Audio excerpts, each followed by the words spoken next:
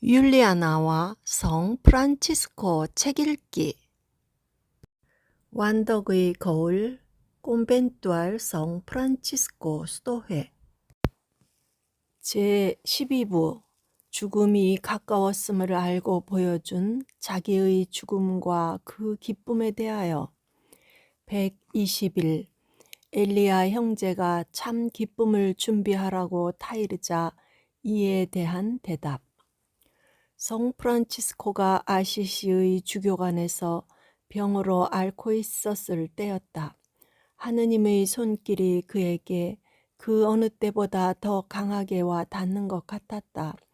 그리고 아시시 사람들은 혹시 그가 밤에 죽게 되면 형제들이 그의 시신을 다른 곳으로 모셔가지는 않을까 불안해하였다. 그래서 그들은 매일 밤 주교관 담 주위로 망보는 사람을 두기로 했다. 성 프란치스코는 자기 영혼을 위로하고 끊임없이 자신을 괴롭히는 고통이 닥치는 동안 자신의 마음을 더욱 다지기 위하여 자기 동료들에게 낮에는 피조물의 노래를 부르게 하고 또 밤이 되면 자기를 위해 주교관 밖에서 지켜보고 있는 사람들의 덕성을 높이고 그들을 위로하기 위하여 그렇게 하도록 했다. 엘리야 형제는 성 프란치스코가 그토록 심한 고통을 받고 있는데도 주님 안에서 이렇듯 위로를 받고 기쁨을 누리고 있음을 보면서 성인을 향해 사랑하는 형제여, 사부님과 우리 동료들이 보여주고 있는 충만된 기쁨이 저에게는 크나큰 위로가 되고 또 교훈을 주고 있습니다. 그렇지만 이 도시 사람들은 사부님을 성인으로 받들고 있으며 사부님께서 불치의 병으로 곧 돌아가신다는 것을 알고 있습니다. 그래서 그들은 밤낮으로 찬미가의 노랫소리를 듣고는 이분이 돌아가시게 되었는데도 어떻게 그토록 즐거울 수가 있단 말인가? 성인께서 스스로 죽음을 준비하도록 해드려야 합니다.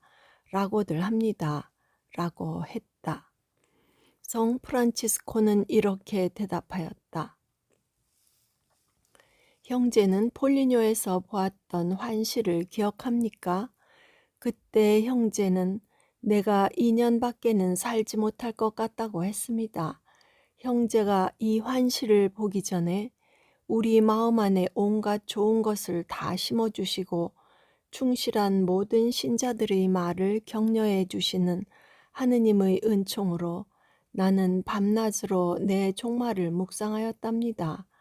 그리고 형제가 환시를 보고 난 뒤에는 매일같이 내 죽음을 생각하는데 더욱 마음을 써왔답니다. 라고 하면서 더욱 영성적 열정으로 말을 이었다.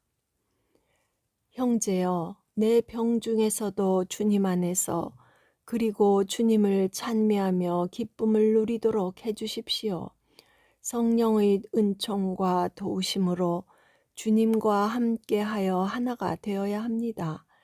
그래야 주님의 자비하심으로 지극히 높으신 주님 안에서 합당한 기쁨을 누릴 수 있습니다. 122. 얼마나 오래 살 것인지를 의사에게 묻다. 성 프란치스코의 막연한 친구 본조반이라고 하는 아래쪽 출신의 의사가 주교관으로 성인을 찾아왔다. 그래서 프란치스코는 그에게 본조반니 형제여, 내 이 수종병을 어떻게 봅니까? 하고 물었다. 성 프란치스코는 선이라는 의미의 그의 본이름인 부오노라고 부르지 않았다. 왜 나를 선하다고 하느냐? 선하신 분은 하느님 한 분뿐이시다. 라고 하신 주님을 흠숭하는 마음에서 부오노란 이름을 가진 어느 누구의 이름도 부르지 않고 있었기 때문이었다. 같은 이유로 누구에게나 아버지 혹은 스승이란 말을 붙여 부르거나 편지에도 이런 명칭을 쓰지 않는 것은 그러나 너희는 스승 소리를 듣지 말아라. 너희의 스승은 오직 한 분뿐이고 너희는 모두 형제들이다. 또 이 세상 누구를 보고도 아버지라 부르지 말아라. 너희의 아버지는 하늘에 계신 아버지 한 분뿐이시다. 라고 하신 우리 주님을 흠숭하기 위함에서였다. 그 의사는 형제여 하느님께서 즐거워하실 것이오니 별 걱정은 없을 것입니다. 라고 했다. 이에 성 프란치스코는 말하기를 진심으로 말해 주십시오. 형제의 진짜 의견이 어떤지 말입니다. 나에게 말해준다는 것을 두려워하지 마십시오. 하느님의 은총으로 죽는 죽음을 두려워할 만큼 겁쟁이가 아닙니다.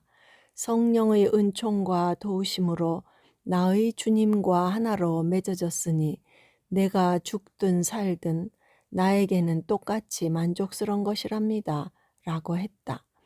그때 그 의사가 솔직하게 말하기를 사부님, 우리 의학상으로 보면 사부님께서는 지금 불치병을 앓고 계십니다.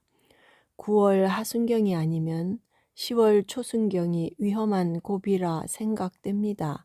라고 하자 성 프란치스코는 침대에 누운 채 경건하고도 열성적인 모습으로 하느님을 향하여 두 손을 모으고 죽음자매여 어서 오십시오 하면서 영육간의 기쁨을 억제하지 못하였다. 123. 죽음이 임박했다는 말을 듣자 찬미가를 부르게 하다. 이런 일이 있고 난 뒤 형제 중 한 사람이 성 프란치스코에게 이런 말을 하였다. 사부님, 사부님의 생애와 가르침은 사부님의 형제들에게 뿐만 아니라 전 교회의 빛과 거울이 되었으며 또한 빛과 거울로 영원히 남게 될 것입니다. 사부님의 죽음도 마찬가지일 것입니다. 이 세상을 떠나신다는 것이 비록 형제들과 많은 다른 사람들에게는 슬프고도 애통한 일이지만 사부님께는 위안이 되는 것이며 또한 무한한 기쁨이 될 것입니다. 사부님께서는 크나큰 수고에서 크나큰 휴식으로 갖가지의 슬픔과 유혹에서 영원한 평화로 지상의 가난, 언제나 사랑하시고 철저하게 지켰던 가난에서 부족함이 없는 참 풍요로 이 지상의 죽음에서 영원한 삶으로 옮겨가고 계십니다. 그 안에서 하느님이신 주님과 마주하시게 될 것이며 그토록 열렬했던 사랑과 소망으로 섬기신 주님을 바라보시게 될 것입니다. 그리고는 다시 솔직하게 말했다. 사부님, 주님께서 치유해 주시지 않으신다면 사부님의 병은 고칠 수 없습니다. 의사들은 사부님께서 얼마를 더 살지 못하신다고 했습니다. 그러나 사부님께서는 주님 안에서 영육간의 기쁨을 누릴 수 있도록 사부님의 마음을 더욱 단단히 하시라고 말씀드리는 것입니다. 그래서 사부님을 찾는 형제들과 다른 사람들이 언제나 사부님은 주님 안에서 기쁨을 누린다는 것을 알게 될 것입니다. 또 사부님께서 돌아가시고 난 뒤에도 그 광경을 본 사람들에게나 그 이야기를 듣는 사람들에게는 사부님의 삶과 가르침뿐만 아니라 죽음 그 자체도 영원히 기억될 것입니다. 성 프란치스코는 그 어느 때보다 자기 병 때문에 더 큰 고통을 받고 있었지만 죽음의 자매가 더 빨리 가까워 온다는 말을 들었을 때 그는 새로운 기쁨으로 충만되어 뜨거운 열정으로 주님을 찬미하였다. 내가 곧 죽어야 함이 주님의 기쁨이라면 안젤로 형제와 레오 형제를 불러주십시오. 그리고 그들로 하여금 나에게 죽음의 자매의 노래를 부르게 해주십시오 하고 당부하였다. 그래서 그 두 형제들은 슬픔과 애통함에 가슴을 애며 그에게 와서 목을 놓아 통곡하며 태양의 노래와 성인이 지은 또 하나의 피조물 노래를 불렀다.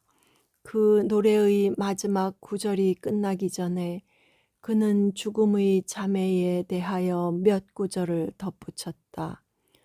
주님, 육체의 죽음 위에 찬미하오니 거기에서 벗어날 자 뉘 있으리. 죄 가운데 죽은 자 비탄하리라. 당신의 거룩한 뜻 안에 있는 자 복되나니 또 한 번의 죽음도 다시 병들게 할 수 없으리라. 124. 성모 마리아 성당에서 임종하려고 옮겨가는 도중에 아시시 도시를 축복하다. 거룩하신 사부께서 죽음이 임박했음을 안 것은 의사에 의해서뿐만 아니라 성령에 의해서도 알게 되었다. 그가 주교관에 기숙하고 있었지만 건강 상태가 몹시 좋지 않아 몸이 나른해지자 자기의 영적 생명과 빛을 받은 곳에서 숨을 거두고 싶다고 하여 들것에 실려서라도 포르지운 콜라의 성모 성당으로 옮겨주도록 요청하였다. 그를 옮기던 형제들이 아시시와 포르치움 콜라의 성모 성당 중간쯤에 있는 휴게소에 이르렀을 때 들것을 땅에 내려달라고 하였다.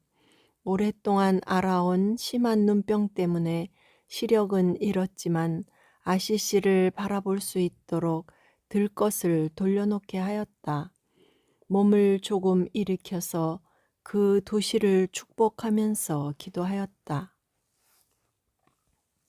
주님, 전에는 이 도시가 악한 자들이 거처였사옵니다만 당신의 자비하심과 당신이 택하신 이 시간에 당신은 여기에다 특별히 풍부한 은총을 기꺼이 뿌려주셨습니다.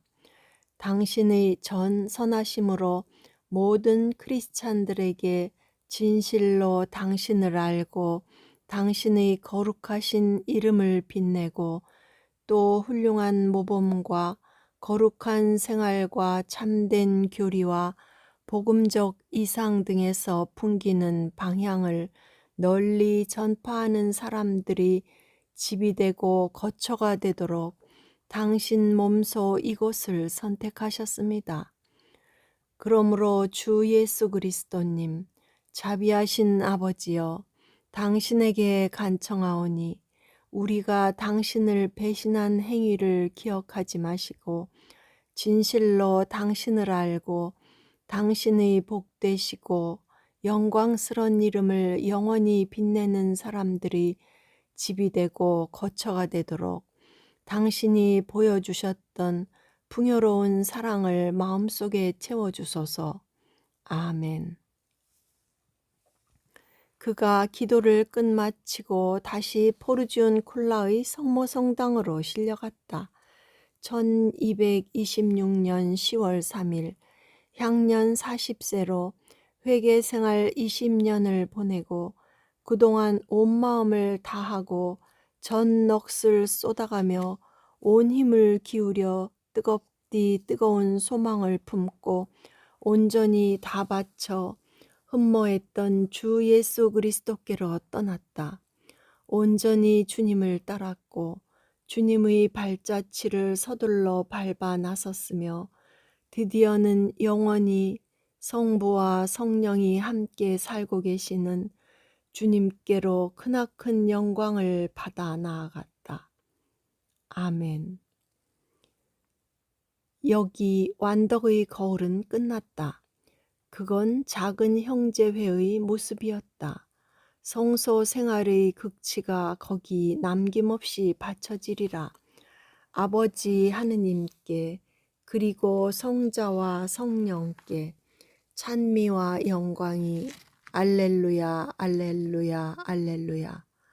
당신의 종 성 프란치스코에게 영예와 찬미를 알렐루야 아멘. 완덕의 거울을 전하면서 이 책이 처음 단행본으로 출간된 것은 1898년 폴 사바티에에 의해서였다. 그동안 성 프란치스코의 제자인 레오가 1227년에 서술했다는 설이 지배적이었으나 요즘의 사가들은 이를 받아들이지 않고 있다. 다만 이 내용은 14세기 초에 쓰인 것으로 추정하고 있다. 처음에는 여러 다른 책에 수록되었던 것을 폴 사바티에가 정리하여 비로소 세상의 빛을 보게 되었던 것이다. 일생 동안 그리스도를 닮고자 뼈를 깎으며 살다가 주님께로 나아간 성 프란치스코의 신앙생활은 냉혹하리만큼 철저한 것이었다. 호상의 아들로 태어나 부귀영화를 마음껏 누릴 수도 있었던 프란치스코의 회개 생활은 제2의 그리스도의 생활 그것이었다 할 것이다. 철저한 가난과 철저한 겸손, 철저한 희생으로 일관되어 온 그의 신앙생활은 바로 오늘을 살고 있는 우리에게 신앙생활의 의미를 분명히 말해주고 있다. 세상은 참으로 심각하게 변하고 있다. 삶의 가치 기준이 점차로 모호해져 가는가 하면 본래의 것은 밀쳐둔 채 본래의 것이 아닌 것을 추구하느라 다람쥐 쳇바퀴 돌듯 삶을 잊고 있는 것이 현실의 모습이라고들 하고 있다. 왜 사는지도 모르게 밀려 살아가고 있다. 기준도 없는 삶의 선상에서 오늘도 고개사처럼 용케도 살아가고 있을 뿐이다. 이러한 오늘의 생활에서 보면 그의 신앙생활은 불필요한 고통 속에서 의미 없이 허우적거리는 너무도 바보스러운 생활로 보이리라. 각기 자기 나름으로 자신에게 편리한 하느님을 만들고 있는 사람들 눈에는 그가 틀림없는 천치로 비치리라. 그러나 그는 바보도 천치도 아니다. 매섭도록 아픈 고통 속에서 기쁨과 환희를 얻었고 그 고통이 크면 그만큼 더 하느님께 대한 감사하는 마음으로 충만해졌던 것이다. 한 성인의 발자취를 더듬는다는 외람된 작업이 참으로 두려워진다. 그의 철저하였던 신앙생활의 모습을 나와 함께 참 신앙의 불꽃을 피우고자 하는 많은 분들에게 전하고 싶은 마음에서 이 서투른 솜씨로 부끄러운 작업을 감히 저지르고 말았다. 그러나 그의 가난과 겸손과 자기 희생의 순수한 모습은 완덕으로 이루고자 하는 분들에게는 하나의 좋은 거울이 되는데 충분하리라 본다. 오늘의 신앙인들에게도 더없이 훌륭한 신앙 지침서라 해도 과언은 아니리라. 1981년 10월 4일 성 프란치스코 탄생 800주년을 맞으며 구독과 좋아요는 힘이 됩니다.